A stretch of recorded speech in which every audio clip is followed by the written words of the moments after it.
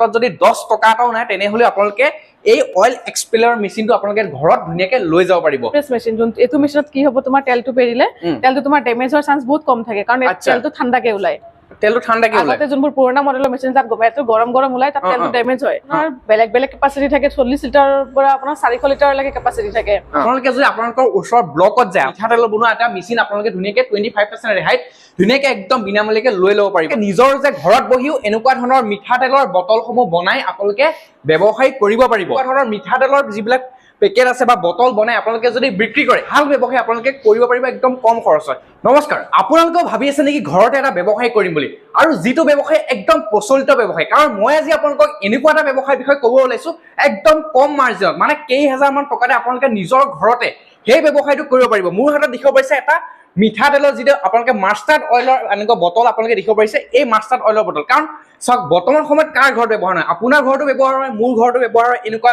যি মিঠাতেল আছে এই মিঠাতেল কিন্তু আপোনালোকে যে এই মিঠাতেল ক্ৰয় কৰে বা দোকানৰ পৰা ক্ৰয় কৰিলে বহুত টকা খৰচা হয় কিন্তু সেই বস্তুটো অৰিজিন যেটো মিঠাতেল নাপায় কিন্তু মই আজি আপোনালোকক এটা কথা কম এটা যদি ব্যৱসায় কৰে সেই ব্যৱসায়টো বহুত চলিব কাৰণ সক মোৰ পিছফালে এটা মেচিন দেখিছে এই মেচিনটোত আপোনালোকে এনেকুৱা ধৰণৰ মিঠাতেলৰ যিবিলাক পেকেট আছে বা বটল বনাই আপোনালোকে যদি বিক্ৰী কৰে সেই বটল আপোনালোকৰ পৰা একদম ওচৰ পাজৰ হক সকলোৱে কিনিব আৰু এটা ভাল ব্যৱসায় আপোনালোকে কৰিব পাৰিব একদম কম খৰচত এই মেচিনটোৰ বিষয়ে জানিম কেনেকৈ প্ৰডাকচন কৰিব পাৰে গোটেইখিনি জানিম আৰু ইয়াৰ মেম এগৰাকী আছে তেওঁৰ লগত কথা পাতিম এই বস্তুটো আপোনালোকে কেনেকৈ প্ৰচেছ আৰম্ভ কৰিব পাৰিব বা এটা ব্যৱসায় আপুনি ঘৰত বহি কেনেকৈ ষ্টাৰ্ট কৰিব পাৰিব নমস্কাৰ নমস্কাৰ দে আপোনালোকৰ ইয়াৰ আহিলো আপোনালোকৰ ইয়াৰ লোকেশনটো কৰ হয় আমাৰ লোকেশনটো হৈছে পশ্চিম বৰাগাঁও বিজ্ঞান পথ নিয়াৰ বাই Pragjyoti senior secondary school Guwahati আচ্ছা তে আজি এটা মই মেচিন দেখিছো এই মেচিনটো আপোনালোকৰ এটা দেখিছো এটো কিবা মিঠাতেল বনোৱা মেচিন নেকি হয় এটো মিঠাতেল বনোৱা মেচিন হয় আগতে আমাৰ জনকে তোমাৰ হট প্ৰেছ মেচিন পাইছে যেনেকৈ ধৰিলা পাত্তি machine 4 volt 6 volt 9 volt machine পাইছিল আজিকালি আহিছে কোল্ড প্ৰেছ মেচিন যোন এটো মেচিনত কি হ'ব তোমাৰ তেলটো পেৰিলে তেলটো তোমাৰ ড্যামেজ হোৱাৰ চান্স বহুত কম থাকে কাৰণ তেলটো ঠাণ্ডাকে ওলায় তেলটো ঠাণ্ডাকে ওলায় আগতে যোনবোৰ পুৰণা মডেলৰ মেচিন তাত গমেটো গৰম ওলায় তাত তেলটো ড্যামেজ হয় এটো মেচিনত কি হয় তোমাৰ তাৰ মেচিনৰ প্লান্ট আহে গুতে যদি তোমালোকে প্লান্ট বহুৱা ধৰিলা মেচিনৰ লগত অইল ফিল্টাৰ আহিলে তোমালোকৰ তাৰ লগত মেচিনৰ লগত মটৰ আহিলে যিমান স্পীড মটৰ লোৱা মেচিনৰ কেপাসিটি আৰু প্ৰডাকচনৰ ওপৰত ডিপেন্ড কৰি মেচিনৰ প্ৰাইস বেলেগ হয় ঠিক আছে ইয়াৰ লগত যোনটো তুমি ধৰিলা এটো মেচিনতে ফিল্টাৰ ব্যৱহাৰ নকৰিলেও ব্যৱহাৰ কৰিব পাৰা এটো মেচিন আচ্ছা ফিল্টাৰ ব্যৱহাৰ নকৰা কিয় হয় কিন্তু যদি আপুনি বেছি প্ৰডাকচনত বনাই তেনলে ফিল্টাৰ ব্যৱহাৰ কৰিব পাৰে সব কেনেকুৱা কথা কৈছে আগতে যিবিলাক আপোনালোকৰ এনেকুৱা তেল পেৰা আপোনালোকে মেল বিলাকত গৈছিল এনেকুৱা মিঠাতেল পেৰি আনিব গৈছিল তাত তেলটো গৰম হৈ যায় আৰু গৰম হৈ যোৱাৰ পিছত এই তেলটো যেটো আপোনাৰ লাষ্টিং থাকে এই লাষ্টিংটো বেছি টাইম নকৰে কাৰণ কিন্তু আপোনালোকে এইটো এটা এনেকুৱা আধুনিক মেচিন আহিছে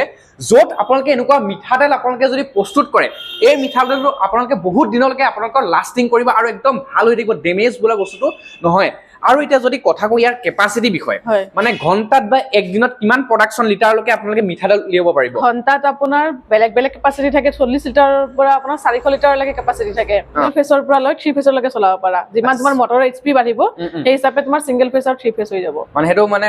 মটৰটোৰ লগত কথা আৰু ডিপেন্ড কৰিব ন আৰু আচ্ছা এতিয়া এইখিনিতে এটা কথা এই মেচিনটো যে লৈ গল যে সকলে ব্যৱহাৰ কৰিব পাৰি মানে একদম প্ৰচলিত নে কিছুমান আকৌ টেকনিশিয়ান হে কৰিব লাগিব টেকনিশিয়ানে এবাৰ গৈ ইনষ্টলেচন কৰি দিব আৰু মেচিনৰ তাৰ পিছত আৰু আপোনালোকৰ একো নালাগে একদম ইজি টু অপাৰেট মেচিন হয় এইবোৰ মানে একদম সহজ একদম একেবাৰে সহজ এটা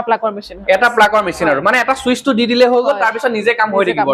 তে চাওক আপোনালোকে নিজৰ যে ঘৰত বহিও এনেকুৱা ধৰণৰ মিঠাতেলৰ বটলসমূহ বনাই আপোনালোকে ব্যৱসায় কৰিব পাৰিব আৰু বেছি আপোনালোকে চিন্তা কৰিব নালাগে চাওক আজিকালি কিমান কি কৰিব বিচাৰে জব কৰিব বিচাৰে কিন্তু আপোনালোকে যদি এনেকুৱা মিঠাতেলৰ আপোনালোকে এটা প্ৰডাকচন কৰি এটা মেচিন লগে ঘৰত ব্যৱসায় কৰে দিন তোমালোকৰ সৰিয়হ কেনেকৈ ওলাব ধৰিলা তুমি 1 কেজি সৰিয়হত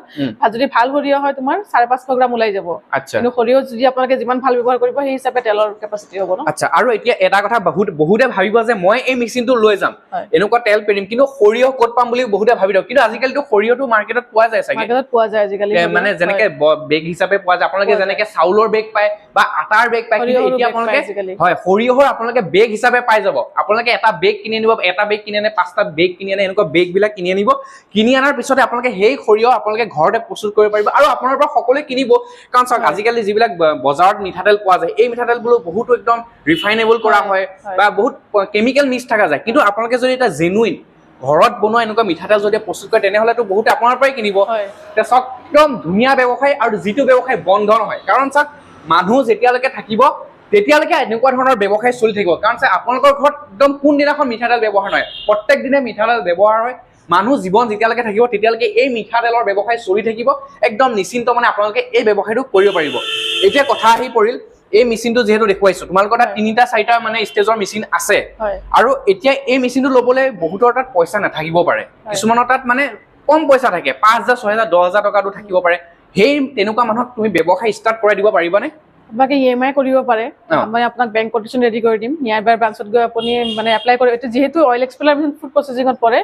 ব্লক বা ডিআইসি অফিসত গৈ যদি আপোনালোকে এপ্লাই কৰে তেনেহলে ইয়াত 25% সাবসিডিও পাব পাৰে আপোনালোকে আচ্ছা ব্লকত গৈলে হ'ল হয় কাৰণ অইল এক্সপ্লেয়াৰটো ফুড প্ৰসেসিংত পৰে ন আচ্ছা আচ্ছা এটা বস্তু হয় সক আপোনালোকে এতিয়া চৰকাৰে আপোনালোকক সহায় কৰিব আপোনালোকে যদি আপোনালোকৰ ওচৰ ব্লকত যায় আপোনালোকৰ নিশ্চয় ওচৰ ব্লক আছে এই ব্লকত গৈ যদি আপোনালোকে এনেকুৱা ধৰণৰ মেচিনৰ কাৰণে কথা পাতে বা সুবিধা তেওঁলোকে এপ্লাই কৰে তেনেহলে 25% আপোনালোকে ৰেহাই পাব চৰকাৰৰ ফালৰ পৰা আৰু এনেকুৱা মিঠাতেল বনোৱা এটা মেচিন আপোনালোকে ধুনীয়াকৈ 25% ৰেহাইত ধুনীয়াকৈ একদম বিনামূলীয়াকৈ লৈ ল'ব পাৰিব বাকি কিটা আপোনালোকে ধুনীয়াকৈ দিলেই হ'ল আপোনালোকৰ নিয়াৰ বাই যেটো ব্লক আছে ব্লকত ধুনীয়াকৈ গলে গোটেই কামখিনি কৰি দিব আৰু ইএমআই কথাটো কও ডাউন পেমেন্ট কিমান কি কৰিব লাগে যদি ইএমআইত লোৱা হয় যদি আমাৰ কোম্পানীৰ ফালৰ পৰা কোটেশন লৈ আপোনালোকে লোন সেংশন কৰোৱাই তেনেহলে বেংক আপোনালোকে ইএমআই দিব না সৰি ডাউন পেমেন্ট দিব নালাগে আচ্ছা ডাউন পেমেন্ট দিব নালাগে জিৰো ডাউন পেমেন্ট মানে 1 টকা নোহোৱাকৈ এই মেচিন লৈ যাব পাৰিব চাওক আপোনাৰ হাতত যদি 1 টকাও নাই তেনেহলে আপোনালোকে তেওঁলোকৰ ফালৰ পৰা যদি কোম্পানী যেটো লোন সেংশন হয় সেই লোনটো যদি আপোনালোকে কৰে তেনেহলে আপোনালোকৰ 1 টকা নিতে তাৰমানে জিৰো ডাউন পেমেন্ট আপোনাৰ হাতত যদি 10 টকা এটাও নাই তেনেহলে আপোনালোকে এই অইল এক্সপ্লেয়াৰ মেচিনটো আপোনালোকে ঘৰত ধুনীয়াকৈ লৈ যাব পাৰিব আৰু গোটেইখিনি কথা কৈছে এতিয়া গ্যাৰান্টি কথা কৰো গ্যাৰান্টিটো কেনেকুৱা কি দিছা 1 বছৰৰ ওয়াৰেন্টি পাব আপোনালোকে মটৰ ওপৰত বাকি 5 বছৰ ফ্ৰী সাৰ্ভিস পাব 5 বছৰ ফ্ৰী সাৰ্ভিস আৰু তোমালোকে এতিয়া চাওক আমাৰ ভিডিওটো অনলি তো এতিয়া মই গুৱাহাটীত বনাইছো গুৱাহাটীতেটো নেছে আপাৰ আসামত সব ডিব্ৰুগড় তিনচুকীয়া যোৰহাট গোলাঘাটৰ পৰা ধৰি আমাৰ লোৱাৰ আসাম মধ্যম সবতে চাই তোমালোকে এই বাকি যিখিনি মানুহ আছে তাত ট্ৰান্সপোৰ্টটো তোমালোকে কেনেকৈ কৰিবা ট্ৰান্সপোৰ্ট আপোনালোকে যেতিয়া আহিব আমি ভিআৰএল কৰোৱাই দিম আৰু প্ৰাইভেট ট্ৰান্সপোৰ্ট কৰাব পাৰে আচ্ছা আচ্ছা প্ৰাইভেট ট্ৰান্সপোৰ্টটো কৰাব পাৰে আৰু তোমালোকে যদি কৰা ভিআৰএল কৰাই দিব পাৰিবা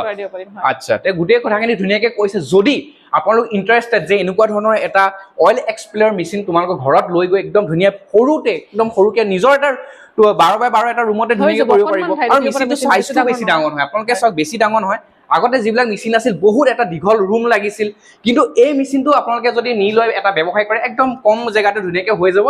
দেৰি নকৰিব স্ক্ৰিনত যেটো নাম্বাৰ ওলাইছে এই নাম্বাৰ ধুনীয়াকৈ তেওঁলোকৰ লগত কন্টাক্ট কৰক ডেসক্ৰিপচনত তেওঁলোকৰ নাম্বাৰ আছে স্ক্ৰিনত ধুনীয়াকৈ নাম্বাৰ ওলাইছে যোগাযোগ কৰি একদম ঘৰতে এটা ধুনীয়া সৰু ব্যৱসায় এটা একদম গঢ়ি তোলক তে আজি ভিডিওটো বেছি দীঘলীয়া নকৰো আজিলৈ ইমানে আছিল ধন্যবাদ